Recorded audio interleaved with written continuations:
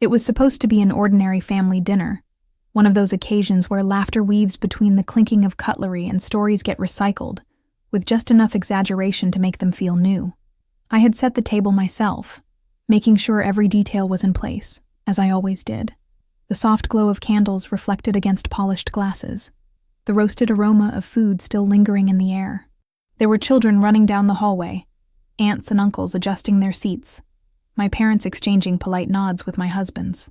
For a moment, it felt like the fragile illusion of a perfect family was intact. And then he stood up, with the same confidence he had worn for years, the confidence that once drew me to him. He tapped his fork against the glass. The sound was light, almost cheerful, but it echoed in me like a drum before execution. Conversations fell silent.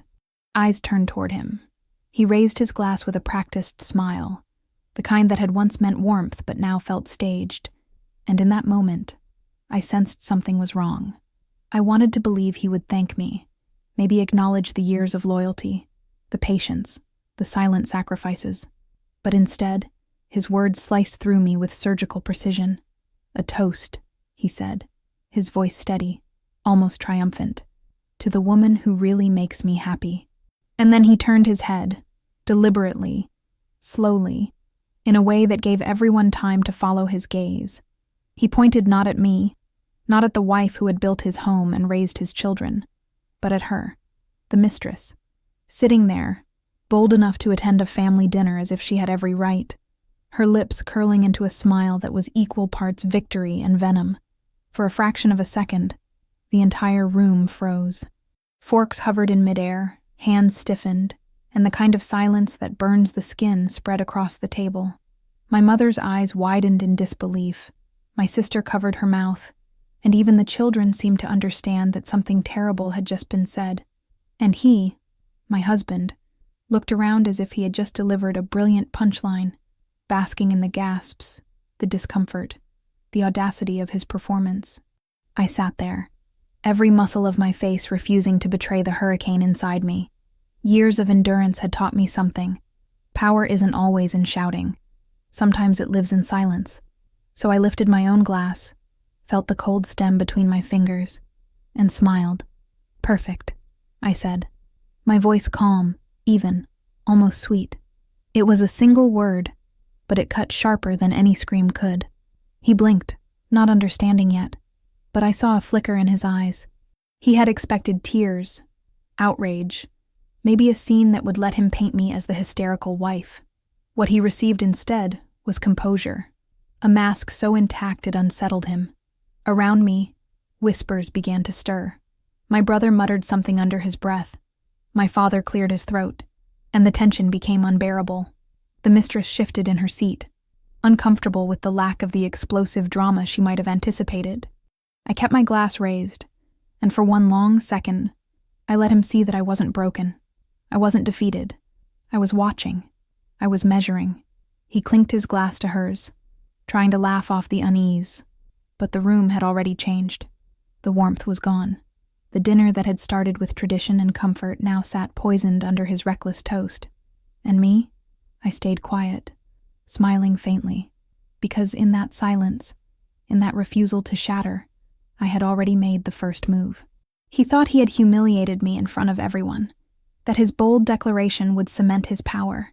What he didn't know was that it was in that moment, as my family sat in shock and he grinned beside his mistress, that I began writing the end of his story. The word perfect wasn't agreement.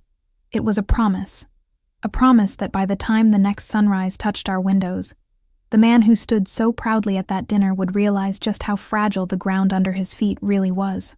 He didn't know it yet, but his toast wasn't the opening of a new chapter with her. It was the trigger that set in motion everything that would come crashing down on him. And as the night dragged on, with forced laughter and shallow attempts to resume conversation, I sat quietly, rehearsing every step I would take. Each bite of food tasted like ash, but I swallowed it with grace. Each glance from family members, filled with pity and disbelief, only strengthened my resolve. Because if he wanted a spectacle, I would give him one. But not here, not in the way he imagined. He had raised his glass to the woman who made him happy. Soon, He would wake up to discover that all the glasses, all the accounts, all the illusions he relied upon had been drained of their sweetness, leaving him with nothing but the bitter taste of his own arrogance. And that, I thought as I set my glass down, would be the real toast.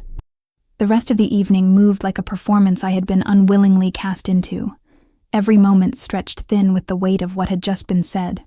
My husband carried on as if nothing were unusual, laughing too loudly, forcing stories no one wanted to hear, pretending that the gasps and wide-eyed stares had been nothing but a momentary misunderstanding. The mistress, though she tried to keep her smile pinned to her lips, shifted in her seat with a nervous energy, glancing at me from time to time as if expecting me to erupt. That was what everyone expected, wasn't it? That I would scream, hurl accusations, storm out and slam the door. But I gave them nothing. Instead, I leaned back, composed, even serene, nodding politely to whoever dared try to restart a conversation. My silence spread through the room like smoke, unseen, but suffocating. It wasn't weakness, it wasn't paralysis. It was strategy. I had long ago learned that words could betray, that emotions could be weaponized. Silence, though. Silence was unreadable, and in its ambiguity lay my greatest strength. My family sat around that table, eyes darting between me and him, unsure of whether to acknowledge what had been said. My sister's gaze lingered, filled with the kind of sympathy that begged for me to collapse into her arms, but I did not. My father, stern and old-fashioned, shifted uncomfortably, torn between confronting the disrespect that had just occurred and protecting the image of composure. Even the children, too young to understand the politics of betrayal, grew restless, sensing the dissonance, asking their mothers in whispers why no one was laughing anymore. But I remained calm, and in that calmness, I made him nervous. My husband had built his entire power over me on the assumption that I would always react the way he predicted, to forgive, to endure, to break down. That night, as I smiled faintly and said almost nothing, he realized for the first time that he no longer knew me. I remember the way he looked at me across the table, glass still in his hand, expecting me to crumble. But all he saw was stillness, a quiet refusal that was louder than any protest could have been. He tried to reclaim the energy of the evening, to spin new stories, to exaggerate his achievements, to draw laughter from relatives too polite to deny him. Yet the air was heavy, and every word he spoke only bounced against the silence I maintained, amplifying the absurdity of his bravado. The mistress, once eager to bask in the stolen spotlight, now looked uncomfortable, as though the room had turned against her even without a single accusation being spoken aloud. That night, after the last plates were cleared and the family filtered out in awkward goodbyes, I stayed quiet still. Not a single confrontation, not a single demand, not even when we returned home. He tried to joke with me, a pathetic attempt to normalize what he had done, but I brushed past him without words, letting my silence stretch into the night. He thought it meant surrender, that I was too broken to speak. He did not understand that silence is not emptiness. It is preparation. Every quiet step I took, every still glance, every withheld word was part of the calculation. He slept that night with a smirk, confident that he had displayed his dominance without consequence. But I lay awake, eyes open, staring at the ceiling, cataloging every betrayal, every humiliation, every careless moment he had underestimated me. By morning, he would learn that silence does not mean defeat, and composure does not mean acceptance. The family might have left believing I was too shocked to react. The mistress might have thought she had won her place in his life, and he might have gone to bed feeling triumphant. But what none of them saw was the storm that brewed beneath my quiet exterior. I had not reacted because reaction would have given him power. Instead, I had chosen to observe, to calculate, to let the silence fool them all into believing I was paralyzed, when in truth, I was sharper than I had ever been. For years, I had played the role of the devoted wife, the dependable partner, the background figure who kept the household together while he played the successful man. That image, carefully constructed and reinforced by tradition and appearances, was his shield. He thought he could humiliate me in front of our family and still hold on to that shield. But he had no idea that his greatest mistake wasn't the toast. It was believing that my silence meant I was harmless. In truth, my quietness that night was the mask behind which I sharpened every blade, and as I sat through that dinner, nodding politely, sipping my wine, and answering with small courtesies, I was already plotting. The silence fooled them all, but it did not fool me. He thought the evening had ended in his victory, but it was the beginning of his unraveling. Because in silence, I found clarity, and in clarity, I found the strength to deliver a blow far greater than any public argument could have achieved. By the time the next dawn arrived, he would no longer be the man who toasted with pride. He would be the man left choking on the consequences of his arrogance, abandoned by the very people who once fed his ego, and stripped bare by the wife he thought too fragile to fight back. And all of it had begun with silence, the silence that fooled them all. When the house grew quiet again, and the echoes of forced laughter and shallow goodbyes dissolved into the night, I was left alone with the silence I had chosen. He had gone to bed smug and careless, convinced that my composure was nothing more than shock, that tomorrow life would resume as always, with me swallowing whatever poison he served. But as I sat by the window, staring at the faint shimmer of streetlights on the empty road, the weight of the years pressed down on me with suffocating intensity. Decades of my life stretched behind me, an endless thread woven into the fabric of his ambitions, his comforts, his pleasures. I thought of the nights I stayed awake to comfort our children while he entertained clients at dinners that often blurred into secret rendezvous. I remembered the mornings I woke earlier than the sun to prepare the world for him, ironing his shirts, organizing his schedules, rehearsing his excuses when he was too absent to manage them himself.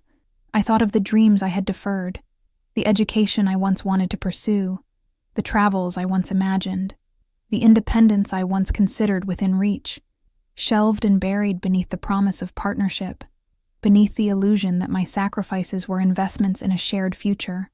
The bitterness wasn't born that evening. It had been planted long before, seed by seed, watered each time he dismissed my needs as trivial or treated my contributions as invisible. But that night, the toast, the humiliation, the brazen display of betrayal, was the moment when all those buried years surged to the surface. It wasn't just about him raising a glass to another woman. It was the culmination of years where my devotion had been taken for granted, where my identity had been reduced to the background of his story. The family dinner was not a sudden wound. It was the revelation of scars I had carried silently, scars that had grown so numerous they could no longer be ignored. As I sat there, memories flickered like cruel slides across my mind. The time I sold heirloom jewelry to cover the down payment on his first business venture, believing in his vision, never once thinking to keep the safety net for myself. The countless family gatherings I organized, crafting the illusion of a perfect home, while he wandered off to take calls in hushed tones, his absence excused with practiced lies. The birthdays forgotten, the anniversaries glossed over with perfunctory gifts, the nights when the bed felt too large because his heart had long since left it. I realized that I had poured everything I had into a vessel that was never meant to hold me, and in doing so, I had been pouring myself into a void. Yet even in that realization, I did not feel hysteria or despair. There was grief, yes, but it was not the kind that makes one collapse. It was a colder grief, sharper, more refined, like the edge of a blade being polished. I mourned the years I had lost, but I also began to understand that they had forged me into something harder than I had ever acknowledged. Each sacrifice that had been dismissed had become, in secret, a lesson in endurance. Each humiliation that had been endured silently had become a training ground for patience. And now, with the clarity of betrayal unveiled in the harshest of lights, all that endurance and patience transformed into something else entirely: resolve. I realized that the greatest injustice was not that he had betrayed me with another woman. It was that he had believed my years of sacrifice made me weak. He thought that because I had carried the weight of our marriage silently, I would crumble when that weight was revealed as wasted. What he failed to see was that the weight had not broken me, it had tempered me. The years he thought he was stealing from me had been the years in which I learned how to carry pain without flinching, how to live without acknowledgement, how to endure invisibility. Those same years now gave me the discipline to prepare my revenge without haste, without noise, without error. Sitting by that window, I could almost see the younger version of myself, the girl who once believed love meant erasure, who thought sacrifice was noble, who trusted that loyalty would be returned in kind. I pitied her, but I did not despise her.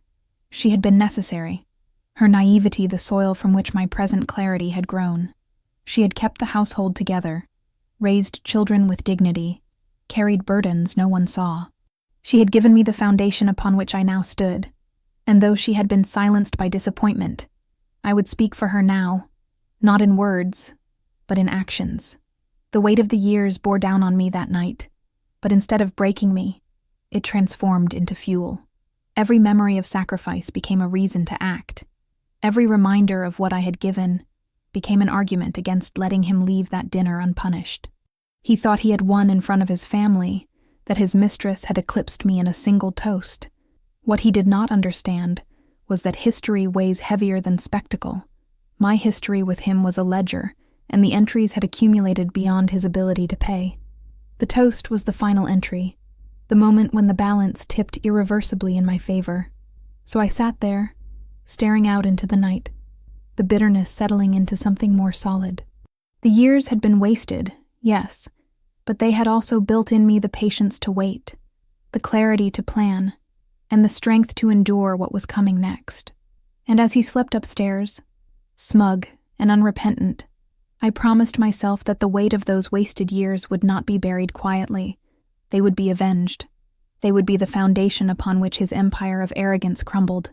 Because when a woman carries the weight of wasted years long enough, she learns that waste can be turned into weapon. And by the time morning arrived, he would discover just how sharp that weapon had become.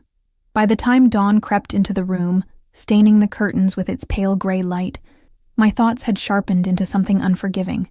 The memory of his toast replayed in my mind, not as a singular humiliation, but as a declaration of the life he had been living behind the curtain of ours. I had known, deep down, I had always known, that there were lies threaded into the routine, whispers of betrayal hiding behind the polite facade he paraded before our families. The mistress was not a sudden apparition. She was the inevitable proof of a pattern I had ignored for too long. And now, seeing her seated at my family table, emboldened enough to smile as if she belonged there, I understood that the betrayal had never been only about lust or weakness.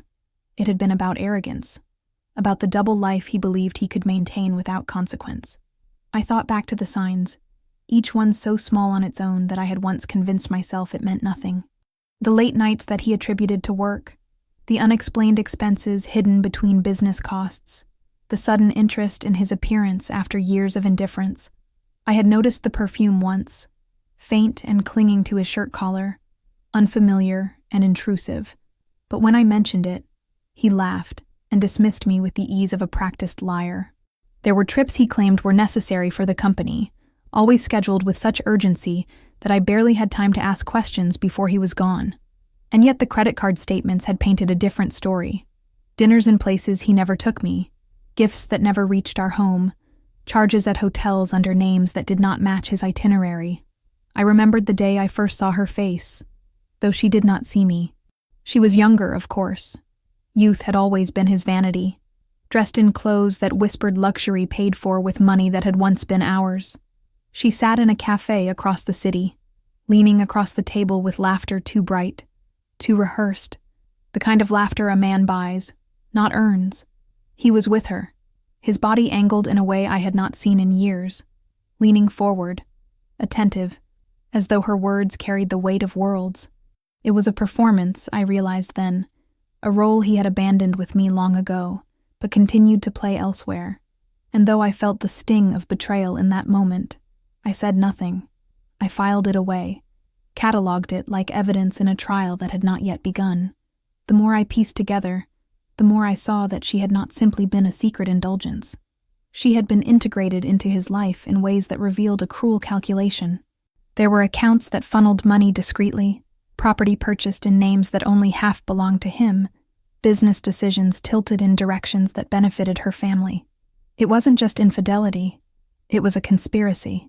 And in that realization, the humiliation of the toast took on a darker dimension. He hadn't merely chosen to disrespect me publicly. He had been building a parallel existence, one where my years of sacrifice funded her comfort, one where my loyalty became the cover under which his duplicity thrived. What stung most was not that he loved her, if love was even the word. It was that he thought I would never find out, or worse, that if I did, I would remain powerless. To him, my silence had always been permission, my patience a signal of weakness. He mistook endurance for blindness, and in that mistake, he built his downfall, because I had seen enough, gathered enough, stored enough to dismantle the entire architecture of his double life. I thought of her sitting at the dinner table, her eyes flickering with triumph as he raised his glass to her. She believed herself the victor, the woman who had replaced me, who had claimed his devotion so openly that even our families were forced to witness it. But I saw something else in her too, something brittle behind the painted confidence. She needed him, not for love, but for the life he provided. The restaurants, the jewelry, the vacations. Her power over him was transactional, and transactions collapse the moment the bank closes. She wasn't just his mistress, she was his parasite, and parasites abandon their hosts when the blood runs dry. That night after the dinner, I realized the toast had been more than humiliation. It was a confession. He had revealed the truth of his betrayal not only to me, but to the very people whose respect had shielded him for years. The family saw him now for what he was, even if they didn't speak it aloud. And she, bold as she thought herself, had exposed her own reliance on him by appearing so brazenly in my presence. They had both underestimated me, thinking my silence meant defeat, when in truth it meant calculation. The double life was fragile, and all it would take was one decisive act to shatter it. The money he used to sustain her was ours, tied to accounts I could touch, to assets that bore my signature. The house she thought she might someday inhabit was under my name. The businesses he flaunted were tethered to legal documents I had quietly ensured passed through my hands. Every thread of his empire was connected to me, and in one motion, I could cut them all. The mistress was not my rival. She was leverage. She was proof that his arrogance had blinded him, and when the moment came, she would be the first to flee. As I closed the curtain and let the dawn fade into morning, I no longer felt the sting of humiliation. I felt clarity. He had chosen to live a double life, and in doing so, he had left both lives vulnerable to the one person he believed too weak to act. But I was not weak. I was patient, and patience was deadlier than rage. Soon he would learn that when a man builds his happiness on betrayal, it takes only a single, quiet move from the woman he underestimated to collapse everything he thought untouchable. And the mistress he toasted so proudly would be the first reminder that loyalty built on stolen wealth is the most fragile loyalty of all. By the time the day after the dinner fully unfolded, with its ordinary sounds of traffic and sunlight pouring through the blinds, my world had already shifted into something colder, sharper, more deliberate. I moved through the house with the quiet grace of habit, preparing breakfast, clearing plates, folding the laundry, all while my husband remained oblivious, humming as if the night before had been nothing more than another gathering where his ego had stolen the stage. He kissed me on the cheek absently, already scrolling through his phone, and left for the office without noticing that my eyes followed him with a kind of silence that was not empty, but laden with intention. He had made his toast. Now it was my turn. The decision had begun to crystallize even as I sat at that dinner table, raising my glass and letting the word, perfect, slip from my lips like a blade disguised as a compliment. He thought I had surrendered in that moment, but it was there, in that single syllable, that I had shifted the game entirely. By the time dawn broke, I knew what had to be done. There would be no screaming, no begging, no chasing after him or his mistress in the futile hope of reclaiming dignity. My dignity had never been hers to steal. It had never been his to discard. It belonged to me, and reclaiming it required not words but action. Money had always been his language of power, the foundation on which his arrogance was built. He strutted through life with the assurance of someone who believed wealth made him untouchable, who believed I was too dependent to ever challenge him. What he forgot was that much of that wealth was tethered to me. My name, my signatures, my silent labor behind the scenes had bound his empire together, and he had been too careless to notice how much of it still lay within my grasp. If he wanted to toast his mistress as the woman who made him happy, Then I would show him how quickly happiness evaporates when the accounts run dry. It wasn't revenge for the sake of cruelty. It was precision, the cleanest form of justice. I decided to freeze the accounts, to lock the flow of money that sustained his double life, and to leave him standing in the ruins of the arrogance he had built. It was not enough to expose him socially. Humiliation, though satisfying, is fleeting. No, he needed to feel the weight of real consequence, the kind that strips away not only comfort, but illusion. I would not scream at him or confront him directly. I would let the numbers speak, the zeros disappearing from his grasp one after another, until he was left with nothing but the echo of his own foolishness. The choice filled me with a clarity I had not felt in years. For so long I had lived passively, enduring the slights, smoothing over the cracks, convincing myself that endurance was virtue. But endurance had become complicity, and complicity had allowed him to grow bold enough to raise his glass to another woman in front of me, in front of our family, as though I had ceased to exist. That moment revealed to me what endurance without action really was. Surrender. And I was done surrendering. I spent the morning quietly assembling everything I needed. Bank statements, legal documents, financial records I had kept tucked away in a locked drawer for years. My husband never cared for paperwork, too arrogant to imagine that I might one day wield it against him. His blindness became my weapon. As I sifted through the files, the years of sacrifice came back to me, not with grief this time, but with vindication. Each document was proof that my invisible labor had been the scaffolding of his success. Each signature was evidence that his wealth was not his alone. He had written me out of his story, but the ink of the past proved otherwise. The mistress, bold as she had been at that dinner, was never my true adversary. She was an accessory, a fragile ornament dangling from the chain of his arrogance. The true betrayal had always been his, and so the true blow had to land squarely on him. By freezing the accounts, by cutting the flow of money he used to buy her loyalty, I would ensure that she vanished before she even realized she had been abandoned. Parasites only cling to hosts that feed them, and once the accounts were empty, her departure would be inevitable.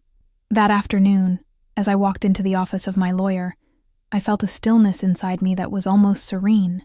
He looked at me with curiosity, perhaps expecting tears, perhaps expecting hesitation, but all he saw was resolve. I explained everything with the precision of someone who had rehearsed it in silence for years. The accounts to be frozen, the transfers to be blocked, the assets to be placed under my sole control. He nodded, and for the first time in a long time, I saw the flicker of respect in another person's eyes. It was as though he recognized what my husband had never understood, that silence does not mean weakness, and patience does not mean ignorance. By the time evening came, I was ready. The wheels had been set in motion, and the trap was already tightening. My husband returned home, smiling in the shallow way he always did after a day spent flaunting himself to the world. He poured himself a drink, asked casually what I had planned for dinner, and spoke of meetings and deals as though he were still untouchable. I said little, nodding in all the right places, setting the table with my usual care. To him, it was just another night. To me, it was the calm before the storm, the last breath before the air would change forever. The decision to freeze hearts and accounts was not just a decision against him. It was a reclamation of myself. It was the moment I stopped being the woman who endured and became the woman who acted. He had chosen arrogance, betrayal, and humiliation. I chose precision, silence, and power. And as I lay in bed that night, listening to the steady rhythm of his breath, I knew that by morning, when he reached for the world he thought he controlled, he would find only emptiness. The man who toasted to his mistress would awaken to discover that everything he valued had already been taken from him, not with screaming, not with chaos, but with the quiet finality of a single word I had spoken at that dinner. Perfect. The night I walked into my lawyer's office, the city outside was already settling into its rhythm of darkness. Streetlights hummed, their yellow glow reflecting off slick pavement still wet from a late drizzle. Inside, the building was hushed, emptied of its daytime bustle, and the air smelled faintly of old paper and polished wood. My footsteps echoed softly against the tiled floor as I made my way down the corridor, clutching the folder of documents that felt heavier than their actual weight. They were more than papers. They were the sum of years I had spent being underestimated, the quiet proof that I had never been as blind or powerless as he believed. When I entered, my lawyer looked surprised, though he tried to mask it. He was used to seeing me as the silent wife beside her husband during formal meetings, the woman who smiled politely and deferred the conversations, the one who seemed content to let her husband dominate every sentence. Now I stood before him alone, eyes steady, voice calm, and it shifted the air between us instantly. I placed the folder on his desk, opened it with deliberate care, and explained in detail what I wanted. Not vengeance painted with fire, but surgical precision. The accounts needed to be frozen, all assets with my name had to be shielded, and every financial channel that allowed my husband to fund his double life had to be sealed shut before dawn. He asked me questions at first, almost cautiously, testing whether this was a sudden emotional reaction or a thought-out plan. But as I answered each one with the clarity of someone who had been preparing in silence for years, his doubt faded. He began to lean in, listening not as a professional hired to solve another's crisis, but as a man realizing he was witnessing the transformation of someone stepping into her true power. I told him about the hidden accounts, the irregular transfers, the unexplained purchases, all of which I had tracked quietly. I presented the signatures, the legal loopholes, the joint holdings that made his empire as much mine as his. And as the clock ticked toward midnight, we charted every step like generals planning a war, the kind of war fought not with blood, but with documents, signatures, and the steady pulse of electronic systems that would render him powerless at the press of a button. There was a moment of pause, I remember, when my lawyer studied me in silence after I had finished explaining everything. His eyes searched my face as though looking for hesitation, for cracks of doubt. But there were none. I had lived too long in hesitation. It had been my prison. Now I was free of it. He nodded then, slowly, with the quiet respect of a man who understood that some decisions carry the weight of finality. "We'll move tonight," he said simply, and those words became the sound of a door closing forever on the life I had once endured. The hours that followed were meticulous. Calls were placed to trusted contacts at the bank. Quiet instructions were sent through secure channels. Authorizations signed with the steadiness of my hand. The night became a web of transactions and freezes, each one severing another artery that had kept his double life alive. The accounts that funded his mistress's luxury were halted. The cards he flaunted were marked invalid. The business assets tied in both our names were locked under legal restrictions he would not untangle without my consent. Piece by piece, the foundation of his arrogance was dismantled in the silence of that office, while he slept comfortably, dreaming perhaps of the applause he thought he still commanded. I left the office just before dawn, the sky beginning to bleed pale blue at the edges, the city stirring faintly with the sounds of morning deliveries and engines starting. I walked out lighter than I had felt in years, though nothing material had changed in my life yet. The change was inside me. For the first time in decades, I was no longer a woman waiting for respect or for recognition. I was a woman who had taken her power back, not with rage or theatrics, but with precision and silence. When I reached home, the house was still dark. He lay asleep in our bed, his breathing deep, his face relaxed in the arrogance of someone who believed tomorrow would look like yesterday. I stood there for a long moment, watching him, and felt no urge to wake him, no desire to scream or strike. That would have been mercy compared to what awaited him. Because in just a few hours, when he reached for his wallet, when he tried to buy his way into another morning of indulgence, he would discover that the world he had built was already gone. His cards would fail, his accounts would be unreachable, his empire would be frozen in place like a carcass drained of blood, and he would have to face the one truth he had never considered, that the wife he had mocked, ignored, and humiliated had always been the quiet architect of his survival. As I lay down beside him, I felt no guilt, no fear, only the cool calm of inevitability. Midnight at the lawyer's office had not been an act of revenge. It had been the reclamation of years, the correction of a balance long overdue.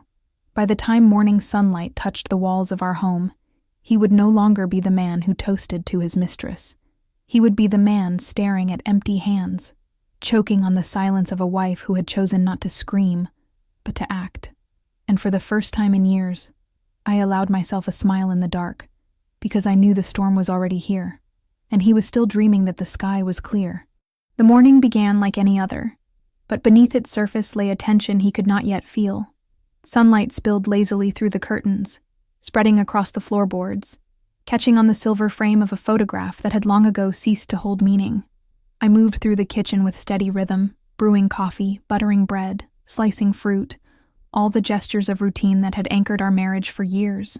He came down the stairs humming, still basking in the arrogance of the night before, his smile smug, his phone already in his hand as though the world still belonged to him. He kissed my cheek absently, emotion stripped of intimacy, more a reflex than an act, and sat at the table scrolling through messages. To him, nothing had changed. To me, everything had. He reached for his wallet before breakfast had even ended, pulling out his card to make some meaningless purchase online, another indulgence in the endless parade of self-satisfaction he lived in. I watched from across the table, my face serene, as his thumb tapped the screen and then froze. The first denial was met with a frown.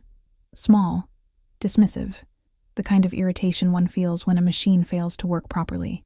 He tried again, harder this time, as if force could bend numbers back into his control. Another denial. His frown deepened, but still he laughed it off, muttering something about bank glitches, poor systems, incompetence.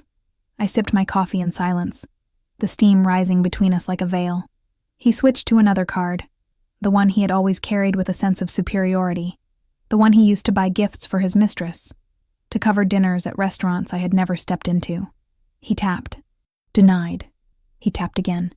Denied. His laugh was tighter now, brittle, stripped of the confidence it had carried seconds earlier. His eyes flicked up to mine, perhaps searching for some clue, some expression that would explain what he refused to accept. But my gaze was calm, unreadable, the same silence that had unsettled him at the dinner table now pressing in around him. By the third attempt, his hands had begun to shake. He left his seat abruptly, muttering under his breath, and pulled out his laptop at the counter. The keys clattered under his fingers as he logged into the accounts that had once been his kingdom. And then, as the screen loaded, I saw it. The first crack in his armor. His face went pale, lips tightening, the arrogance draining out of him as line after line confirmed what he already knew, but could not believe. The accounts were frozen. Every pathway he had used to fund his excess, every channel that had fed his mistress's appetite, every stream of money he had assumed would flow endlessly, locked. He slammed the lid shut as if by closing it, he could erase the reality staring back at him. "What the hell is this?" he demanded, his voice rising, sharp with panic. But he wasn't asking me. He was asking the universe, the gods of wealth he thought would never abandon him. I didn't answer. I folded my napkin, set it neatly by my plate, and stood with the quiet grace of someone who had already seen the outcome long before it arrived. His panic was only beginning, but my resolve was complete. He spent the next hour spiraling, calling the bank, demanding explanations, his voice shifting from arrogance to desperation as he realized the answers would not change. I heard the words drift across the room, muffled but clear enough. Authorization, legal block, signatures not his own. He slammed the phone down more than once, only to pick it up again, as though sheer rage could bend the system back into his control. But there are things that rage cannot move, and he was learning that lesson in real time. The mistress called around mid-morning. I didn't hear her words, but I saw the change in him. His posture straightened at the sound of her voice, then faltered as he stammered explanations he knew she wouldn't accept. I imagined her impatience on the other end, the sudden calculation as she realized the man she had clung to was no longer a fountain, but a dry well. Her loyalty had always been a performance sustained by his wealth, and without it, the stage collapsed. He shouted into the phone, begged perhaps, but by the time he hung up, his face was gray, and his hands trembled. She was gone. I stood at the doorway, watching him crumble. He looked smaller now, deflated, the arrogance that had filled the air around him for years gone in a single morning. He paced, muttered, tried to summon the man he had been, but all that remained was a hollow figure, stripped of certainty, cornered by consequences he had never imagined would arrive. And still I said nothing. My silence was the final mirror he had to face. The morning of collapse was not about shouting or dramatic confrontation. It was about inevitability. It was about letting him see that the empire he had built was not indestructible, that the woman he had dismissed as background had always been the foundation beneath it all.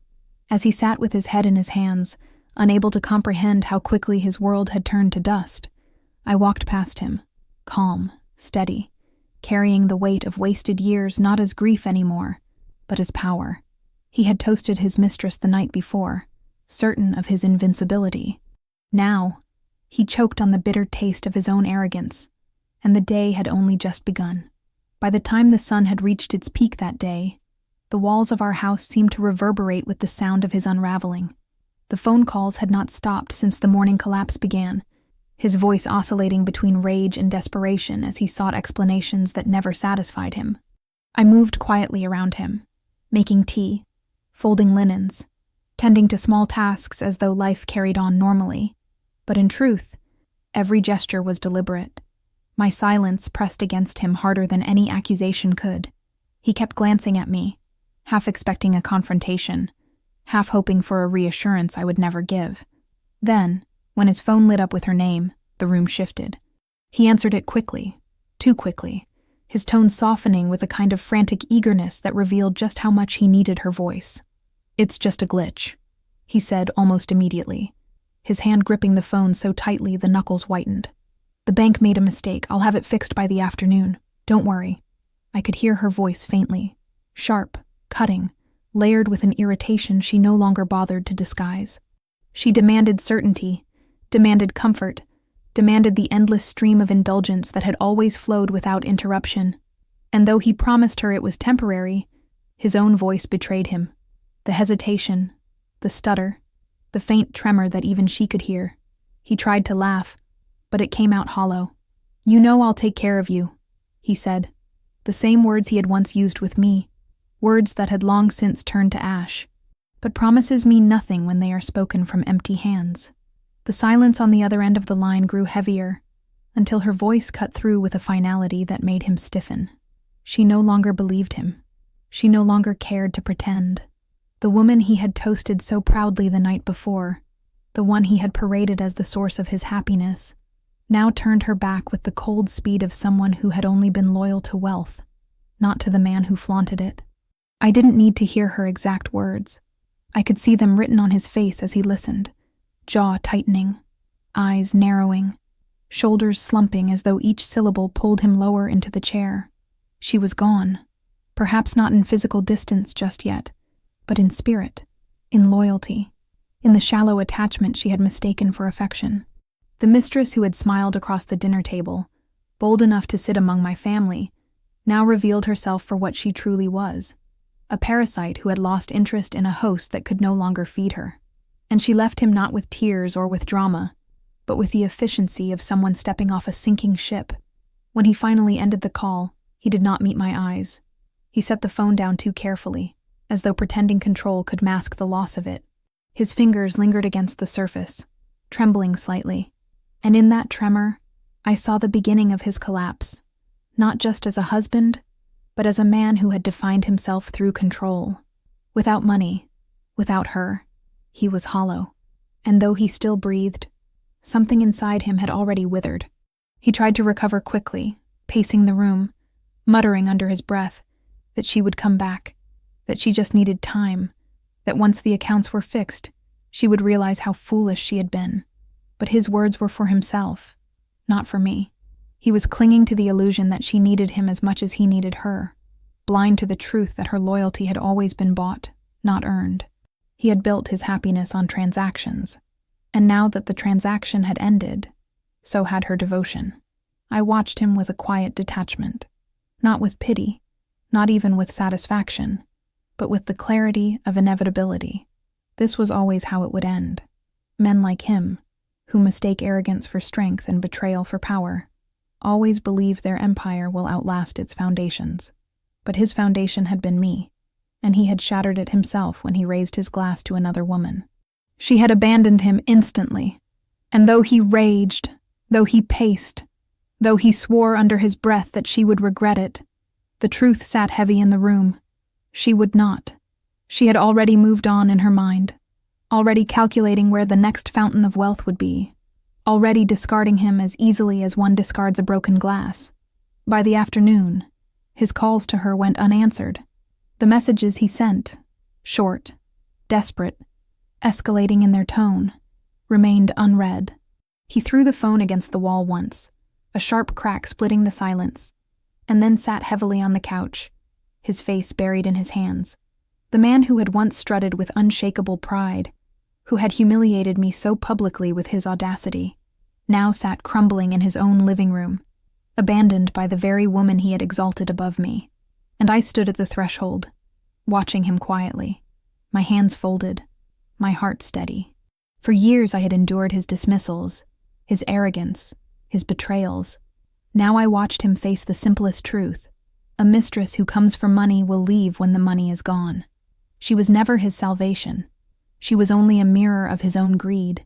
And when the reflection cracked, she vanished. That was the moment his arrogance began to die. Not because of anything I had said, but because silence once again proved more devastating than rage. The mistress was gone before lunch, and with her departure, the man who had raised his glass so proudly the night before began to drown in the emptiness he had created for himself. The house felt different in the days that followed, as if its very walls had absorbed the weight of his collapse. Once it had been filled with the hum of his ego, his voice echoing through every corner, his footsteps heavy with the assurance of someone who believed himself untouchable. Now, silence lingered where his arrogance once lived, broken only by the sound of his frantic pacing, his desperate calls, the occasional crash of objects thrown in fury when answers would not come. He was no longer the man who had stood at the family dinner table, raising his glass to another woman with smug certainty. That man had evaporated the moment the accounts froze, the moment his mistress vanished, the moment reality revealed that his empire was not made of stone, but of paper soaked through and ready to tear. But humiliation alone was not enough. I had known that from the beginning. Shame can sting, but shame fades, and men like him learn to bury it beneath new lies. What he needed was permanence, the kind of loss that could not be spun into a story of bad luck or temporary misfortune. He needed to face consequences that would strip him not only of wealth, but of the illusions he had built his identity upon. That was the essence of the final blow. Not a gesture of anger, but the systematic unraveling of everything he had used to shield himself from accountability. It began with the business. For years, I had been his silent partner, my signatures lining the documents he barely skimmed, my presence in board meetings dismissed as ceremonial while he played the charismatic front. What he never understood was that those signatures, that silent labor, gave me a power he had overlooked. With the lawyer's guidance, I had already secured the mechanisms to halt operations in his absence, to block access to funds, to cut him out of decisions that once made him feel like a king. Within days, his employees, once obedient, once eager to bask in his approval, were calling me instead, their loyalty shifting as quickly as the flow of money. He shouted at them over the phone, demanded they ignore me, but his words carried no weight without paychecks to back them. Respect, he discovered, was never real. It was rented, and the rent had expired. Then came the property, the house we lived in, the vacation home he flaunted to his mistress, the car he polished like a trophy, all tethered to contracts and deeds that bore my name, not his. He had always assumed that paperwork was my burden to carry, that I handled it because I cared about details he considered beneath him. But in dismissing those details, he had dismissed the very foundation of his security. Now, one by one, those properties slipped out of his control. He tried to argue, to protest, to claim his rights, but the law recognized signatures, not arrogance, and the signatures were mine. The social fallout was even harsher. Word spread quickly after that dinner, faster than I could have orchestrated had I tried. Families talk, whispers turn into stories, and soon the image he had cultivated for decades began to crack. Friends avoided him, unsure of where loyalty lay. Relatives who once laughed at his jokes now kept their distance, unwilling to associate with a man so publicly disgraced. Even his colleagues in business circles, men who once admired his bravado, began to treat him like a liability, as though his downfall were contagious. He had always thrived on appearances, But appearances are fragile when the audience turns away. I watched all of this unfold with the same silence I had worn at the dinner table.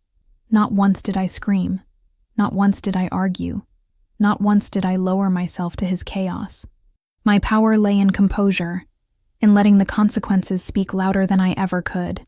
Each day he grew smaller, his once booming voice reduced to mutters, his once confident stride now a shuffle through hallways that no longer felt like his own. He tried to cling to me at times, attempting to resurrect the marriage he had destroyed, begging with hollow words that had long since lost their meaning. But I met him with the same calmness, the same silence that had unnerved him from the start. I had no interest in reconciliation. I had interest only in balance. The final blow was not just financial, it was existential. He was forced to confront that the life he thought unshakable had always been fragile, that the woman he had mocked as weak was the very reason his empire had stood as long as it did. Without me, without my patience, without my labor, without my silent oversight, he was nothing. And now, he faced that truth stripped of money, stripped of respect, stripped of illusion. One evening, I found him sitting at the dining table, the same table where he had toasted his mistress. His head was bowed, his hands limp on the surface, his eyes fixed on nothing. The arrogance was gone, replaced by a hollow man staring at the ruins of his own making. I stood in the doorway, remembering the way he had smiled when he raised that glass, so certain of his power, so blind to mine. And I realized then that justice had already been delivered. The final blow had landed, not with noise or spectacle, but with the quiet inevitability of truth. He had toasted to the woman who made him happy, and in doing so, he had invited his own ruin. Now there was no toast, no mistress, no applause. There was only silence, and in that silence, I was free. The house eventually returned to quiet, but it was no longer the kind of quiet that smothered. It was a stillness of freedom, a silence that no longer pressed on my chest but lifted from it, the way air feels after a storm when the clouds have finally broken. He was still there, moving like a ghost through hallways that had once echoed with his arrogance. But I no longer carried him on my shoulders. He was reduced, diminished, a man stripped bare of the illusions he had built. And though he lived under the same roof for a time, he no longer inhabited my world. The day came when he packed his things, his suitcase filled not with triumphs, but with the remnants of a life he had squandered, and I let him leave without a word. No confrontation, no parting speech, no plea for closure. I had already closed the door on him long before he stepped out of it. In the days after, I moved through the house differently. I opened windows wide to let light pour in, rearranged furniture, painted walls, and reclaimed space that had once felt suffocating. Every act of renewal was a declaration that I was no longer defined by the years I had given away or the betrayals I had endured. I was not the woman frozen in the humiliation of a dinner toast. I was the woman who had turned that toast into the beginning of an end.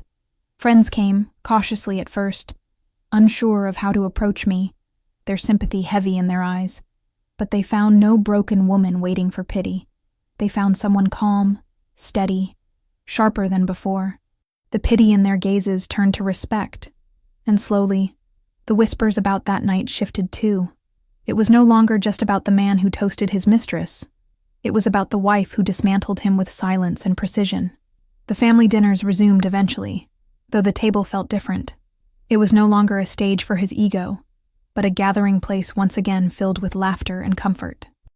My children sat across from me, watching me carefully, perhaps trying to piece together how their mother had transformed. I did not explain it to them in detail. Some lessons are not meant to be taught with words, but with presence.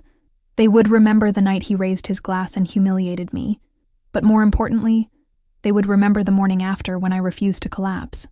They would remember that their mother did not scream or beg, but acted, and that action carried more power than any rage could. And then, weeks later, I hosted my own dinner. The table was set beautifully, the candles flickered gently, and the air hummed with warmth instead of tension. Guests gathered, family leaned in to share stories, and I moved between them with ease, no longer tethered to the role of silent shadow. When the time came, I stood at the head of the table, lifted my glass, and for the first time in years, I made a toast of my own. There was no tremor in my voice, no bitterness, only the calm strength of someone who had endured fire and walked out carrying her own light. A toast, I said, my gaze sweeping over faces that now looked at me with recognition. To freedom, to truth, and to the strength we often forget we have until we're forced to remember. Glasses rose, voices echoed mine, and the sound was not forced, not awkward, but genuine. For the first time, the toast was mine, not his, not anyone else's, and it carried weight not because it humiliated someone, but because it honored what I had reclaimed. Later that night, when the guests had gone and the house was quiet again, I sat alone with a glass of wine, staring at the reflection of the flames in the glass. I thought back to that first dinner, the toast that had been a knife, the silence that followed, the long night in the lawyer's office, the morning collapse, the mistress's abandonment, the final blow. Every moment had been a thread in a tapestry that led me here, to this stillness, to this freedom. The years had not been wasted. They had been transformed. They had forged me into someone I had not known I could become. He was gone, his mistress forgotten, his empire crumbled. But I remained, stronger than before, not broken, not diminished, but renewed. My story had not ended at that table where he tried to erase me. My story began again when I chose silence, when I chose calculation, when I chose myself. That was the true liberation. Not his downfall, but my rise. And so I finished my glass, set it down gently, and allowed myself to smile, a real smile, unburdened and free. The toast of liberation had been made, not just in front of others, but within me. And I knew then, with a certainty that filled me deeper than any vow ever had, that I would never again let someone else raise a glass at my expense. From now on, every toast, every choice, every step would be mine.